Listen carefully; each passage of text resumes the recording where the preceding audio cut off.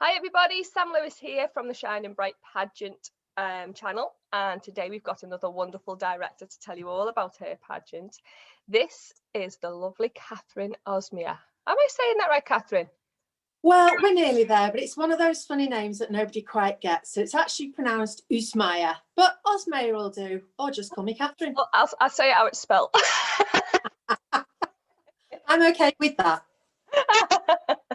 Now, Kathryn is the director of the wonderful United Kingdom Endeavour pageant, which is a charity pageant. And she's been running for how long now? Well, I ran it online this year. Should have been a live event. So it had its first year this year, which was really successful. So hopefully next year's a live event. Wonderful. And what made you decide to come up with Endeavour? That name is amazing, by the way. How did you come up with the name Endeavour? Well, a lot of people know that I have multiple physical disabilities due to being born with hip dysplasia, which was not diagnosed till I was 30. So life's been tough at times, lots of surgeries, having to find the strength to get back on my feet. And so when I was looking at what I wanted my pageant to represent, initially it was a way of making charity money, because I've been to a lot of these events and I'd seen that, they do really well. Not only does it help people improve and practice their walk leading up to any nationals, but it raises really great money for the charities of the people running them. So that was the first thing that I was thinking about doing. And then I was thinking about a name, and I looked at lots of names. You never want to have a name that somebody else has had. So sort of the crystals, the diamonds, the gems, the beauty, they were all sort of gone. But I didn't want it to represent beauty. I wanted people to understand that pageant queens and finalists are more than sort of what's going on in the face, the beautiful gowns. It's about how much we push ourselves, regardless,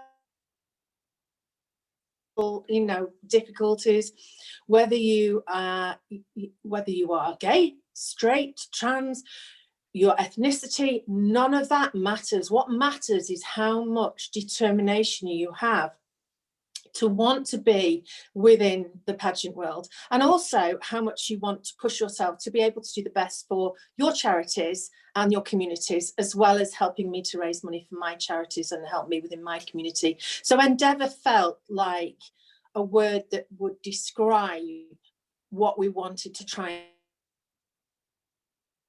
and get across to people. Gotcha. So, when you actually did, you say it was online this year, and then next year it's going to be a live one. Where's it going to be based? So it's going to be held in Warrington, which is where I live. So it's quite central for anybody that wants to come along. I know I go to a lot of events in Chorley and Wigan, so those people are quite local to myself. And I've got a few people already signed up who are travelling some distance, actually, 1 to 2 hours to come, which is absolutely great. I'm so grateful for that support. So yeah, Warrington, very close to the motorway, the M6, so really easy to get to. That's brilliant. That's brilliant. So that is accessible to everybody. Would you say that when you were saying before about your pageant being all inclusive, is that like part of the ethos of the pageant? What would you say your aim of your charity is, of your pageant is? Is it all about charity, or what is it you're trying to achieve with it? Okay, so there are a couple of things I want to achieve. Obviously, firstly, I want to raise money for charities. That's really important. As part of the UK Rose system, our charities are Mind UK and Rosemere Cancer Centre, which is very close to our director's hearts up in Chorley. So some of the money I raise will go towards that, and it goes as part of my bid for a European title next year. But part of it will go to a charity that's very close to my heart, that's called Steps, and they're based in Lymm in Cheshire.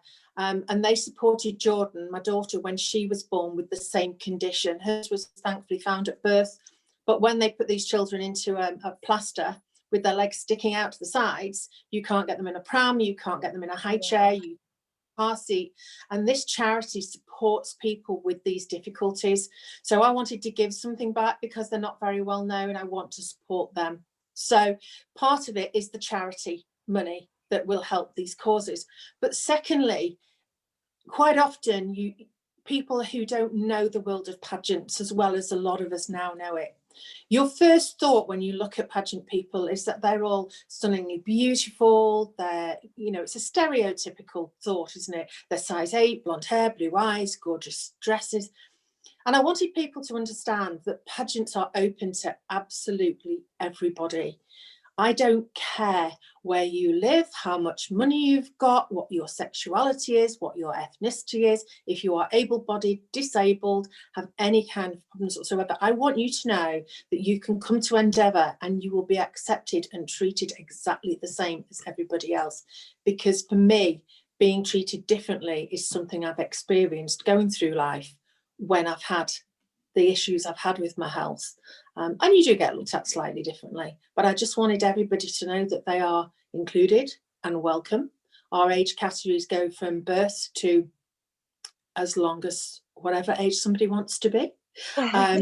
We've got a curve section because I think it's important to understand that while some curve queens like to compete in their age category, or, you know, as a woman or as a miss, there are some curve queens who would prefer to be in a curve section that makes them more comfortable. And I want people to be comfortable. We've also got a boys section, and as we had this year, we have a men's section, which I'm really excited about, because I think sometimes they get overlooked because they think it's all about the women. You did, I mean, your entries as well, didn't you? Yeah, I think us women think it's all about the women. Yeah. However, there are times we need to include the men too. Oh, I'm only joking. No, that's awesome. I love the fact that it is so inclusive, because obviously beauty isn't just on the outside, it's within, it's strength, it's determination, it's everything like that. It's you're looking for someone with a bit more to them than an outside shell, aren't you, really? Yes, yeah, very much so. And I think that's represented in our one of our titles. So we have the usual titles. So we have the age category winners, and we will have a curve men boys winners. We'll also have an overall charity winner. That's the person that raises the most for the charity, because I think that needs to be acknowledged, that that hard work's gone into it. An overall supreme, because I think people do work hard for these events, and I think that should be acknowledged as well. But our other title is our Endeavour champion, and this won't be scored just on the day. There will be aspects of the day that will be taken into consideration, but ultimately what we're looking for is one of our contestants who hasn't maybe had it easy, has maybe overcome an illness, or is ill themselves but still puts themselves out for other people regardless of themselves, somebody that works tirelessly within their community or raises so much money for their charities. That's the kind of person we're looking for. So I think because we're using the name Endeavour, it's really important to have that represented in a winner at the end of the day. Definitely, that sounds awesome. So when you were talking categories then, what are your categories, like age ranges and things like that? Okay, so don't quote me on this because off the top of my head, this year I think we had 0 to 3, 4 to 6, 7 to 9, 10 to 12, which is like a junior, 11 to 13 preteen, 14 to 17 teen, and then we had I think we had a miss stroke misses, but I'm hoping with a live event we could have a miss and a woman category, which would sort of be 18 to 29, 30 to 39, and then classic would be 40 plus. Oh, I like the classic ones. I do like the classic ones. I think some of them I'm not classic and others I am. It's like, oh okay. But I think I am always classic as of this year. Yeah, I'm most definitely a classic. I think at 54 there is no way I am getting in any other category. Really? Classic. So yeah, I wouldn't have thought you was 54. Oh, thank you very much. I would not at all. I think I have a mental age of about 25. But, that's all that matters. That's all that matters. It's just getting the body to keep up with the brain, isn't it? Yeah, well, I think the body's about 80, so I think it evens itself. Love it. So when you're doing your competition, can you tell me what rounds there are? What type of things will they have to do? Okay, so we just have 2 rounds with it being a charity pageant. So we have a fashion wear round, which most of the pageant girls will know. It's sort of like a party dress.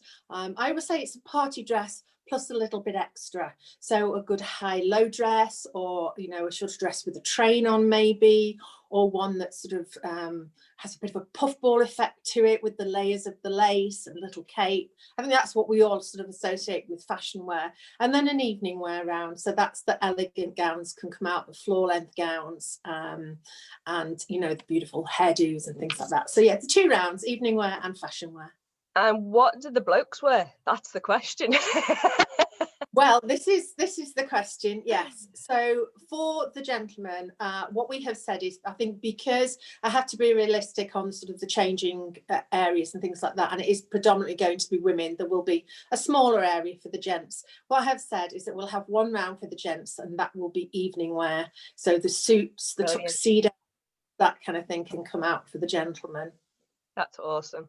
So if I wanted to enter your competition, can you tell me how much it would be, please? Yeah, absolutely. So it's £20 to enter, and that entrance fee obviously goes to pay for everything that we need to purchase for the event. So the gifts, the crowns, the sashes, printing off the certificates, the paper for them, any medals, also venue fees, any paperwork that needs doing, that kind of thing. And then what we ask is all our contestants to fundraise at least £20 that they bring along on the day. Now, every penny of that £20 goes into the charity pot. Nothing is used to buy anything for the event. So any money that's left over from the entry fee, that also goes into the charity pot. So I think it's important that people understand that this is not me making any money in any way. This is all to help the charities and support them. Pure charity. Is this currently a contracted pageant? No, it's not. It's just a charity pageant. So you can have anybody can enter, including queens. So if you're a title holder, providing your system allows it, and we would always say, please ask them. You can enter, because we don't expect anything of our winners afterwards. We would hope that they post the photograph of themselves in the crown and sash on social media, and we'd love it if they would agree to go on the website, as the 2020 winners did this year, as you well know, as our 2020 Endeavour in that section. So we would just like to sort of, have a photograph of them at the end of the day and put it up on the website, just to encourage anybody else for the following year. But who knows what the future holds? Exactly. And what other opportunities it could possibly hold if you did win? Anything like that, things can come up, can't they? Yeah, absolutely. As I say, I think for a lot of finalists who are entering nationals, entering a charity pageant usually, and again, check with your system, counts as an appearance. I think it shows the judges who will be watching your social media that you are supporting other queens and their charities. So I think that says a lot about somebody's character, that they'll put themselves out and have a go. But I think also for contestants, it's a great way to formal basis, rather than going straight into nationals and then having your comments come back and think, well, actually I don't know these judges well enough to maybe ask them about their comments. Whereas charity pageants tend to have judges that most people know, and they can go up and chat with them afterwards and say, okay, please just tell me a little bit about my walk, or what did you think of my outfit? So they get great feedback from it, I think, which is really good. It's a good training opportunity, as you say, isn't it? That's what we all need. So get back on the horse, so to speak, after this lockdown. It'd be great to do. So our next question: what's your favourite thing about this pageant? What about Endeavour? I think for me, it's a chance for me to try something different. I've never run a live event before. I've been to very many, very many, in fact, over the last 3 years. So it's great for me to get that experience and learn maybe a new skill on the organisation side, which is always a great thing to do. So I'm really looking forward to running the event and learning from any mistakes I make as well. You won't make any, I'm sure. You'll be so organised. Okay, so when we do pageants, there's a lot of things that people get out of doing pageants personally, like empowerment wise. Could you give some examples of what you believe people get out of pageants doing them? What skills could they get? How can they develop with it? I think one of the biggest things that people gain from pageants is confidence. I think quite often we see, especially the younger ones, come along to their first sort of charity pageant, maybe with like a deer in the headlights almost, you know, not knowing what to expect. And you see them blossom during that one or the next one or the next one. And then when you see them at nationals, they just shine on stage, and you can see that it's done the world of good for their confidence. But I think also for me, before I started pageants, I worked from home alone. So I didn't have a massive social circle. I had a couple of close friends that I would see, you know, every now and again, but I didn't have a good group of friends and a really big support network. And I think pageantry for me has given me that. I now have so many friends that I would never have met if it hadn't been for pageantry. Particularly my best friend Yolandi, who I met her and her daughters through UK Rose, and been fortunate enough to have been able to be there for her this year through some difficult times. So I think it also gives us the ability to make friendships, but then also to support people who we wouldn't normally have been in a position to support. So I think the confidence that you see people get, and I think the friendships that are made are really important, and the support we give one another.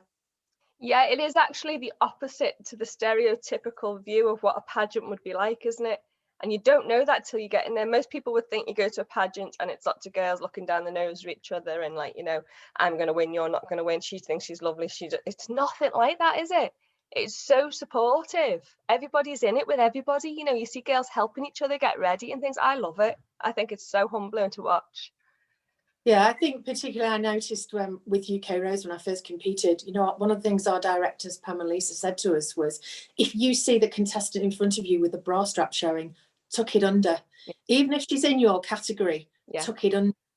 Because I firmly believe that what makes a good queen is somebody that would put somebody else before them. You know, I always use the phrase on Facebook, a queen is to serve, not to reign. Yeah, And I think it's true. that's important. We use our titles then to help other people obtain their dreams, just the same way we have. But you see that in pageantry a lot. You see people cheering each other on. You know, I've looked back at videos at a couple of charity pageants I've been in, and you can hear everybody in the background screaming your name, cheering you on. And it makes you go home feeling so good about yourself, and anything that's negative in your life, particularly for me, I live with a lot of pain, it goes away almost. You know, you can live with it because you feel so happy about what you've achieved, that you've supported people and you've made new friends. And I think that's just such a massive part of pageantry. Yeah, floating home after the pageant because you're on the high of the buzz of it all and everyone's been supporting. Yeah, I get that completely and utterly. So as a director then, I know you've only like really done it online this year, but I think you've probably learned some lessons from that already. What would you say are the pros and cons of being a director?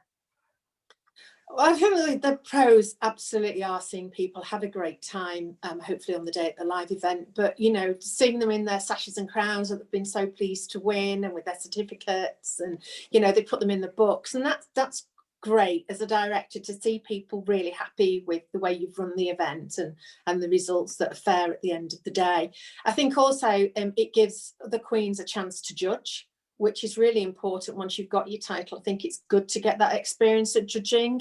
I know I didn't get much of a chance in my first year, but subsequently, the more you get to know people, the more you put yourself out there, the more people will ask you to judge. And as providing you're fair, you'll get asked over and over again. So I think those are sort of the pros of being a director, making people happy and seeing the end results.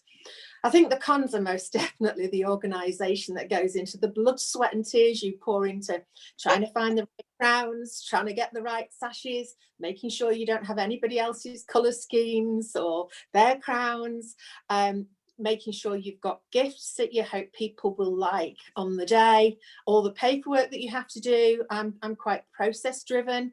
So I have lists for everything, lists of contestants, trying to get fees in is always a nightmare. As anybody runs a pageant, trying to get the money in is an absolute nightmare. The thing with a live event is that people turn up to compete, and therefore if they've not paid in advance, they have to pay on the day, which makes it a lot easier than trying to grasp fees in. So, you know, making sure that you've got your judges, making sure that they can make it, judgy score sheets, making sure you've got people to help out. A lot, isn't there? Organisation is, yeah, it's difficult, but I love it. I love the organisation side. And because I had to go on this line this year, it's given me an extra year to prepare for 2021. So Sounds like you're going to need it.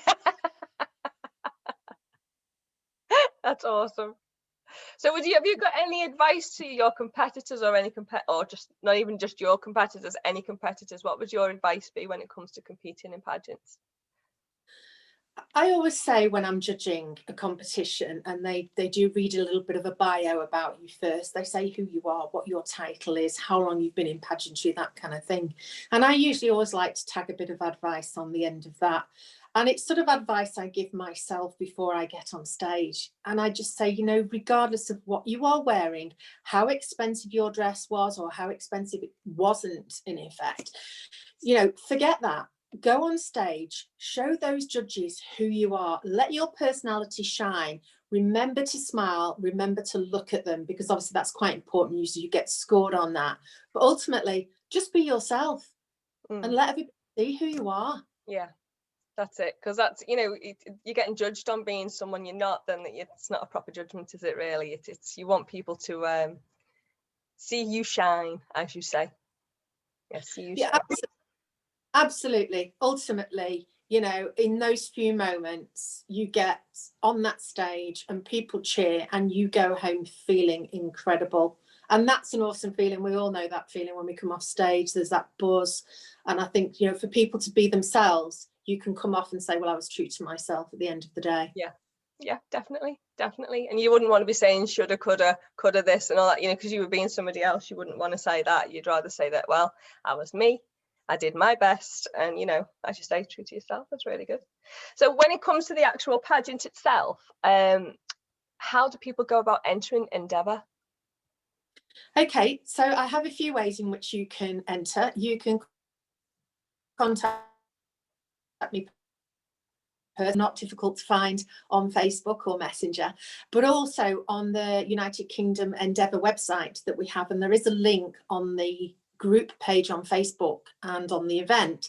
There is a PayPal way to enter, so you can just basically put your details in, sign yourself up, I'll get notifications, and away we go. Do you know what the website is off the top of your head? Well, it's a GoDaddy site, so it's Miss United Kingdom Endeavour, and I think it's /GoDaddy. But don't quote me on that because I haven't got that information in front of me. I'm sure people can actually find that out easy. It's not hard, is it? Oh, well, listen, thank you very much. I'm loving your Christmas theme and your Christmas crown, and you got your Santa hat on underneath it. That crown is amazing, by the way. Absolutely stunning. Is that the rose one? Yeah, this is. There are two rose crowns. So there are the ones for the category winners, and then there were 3 crowns like myself. Oh dear, the dog's barking at somebody. It's okay. She's a Rottweiler. She's actually just a little Shih Tzu. But yeah, so there were 3 crowns like this. There was the overall supreme, and there was the director's choice. So we have these beautifully stunning red, blue and sparkly crowns that I wear at any opportunity. I don't blame you. I don't blame you. Okay, well, lovely. Thank you very much for chatting to us, and hopefully we might get some more people signing up for Endeavour, because it sounds like a wonderful pageant, and obviously lots of charity. I'm all a big supporter of charity, people who are helping charity, as we know. Yes. Thank you very much. Thank you so much for having me. It's been an absolute pleasure. No problem. Give everybody a wave. Say bye, y'all. Happy Christmas.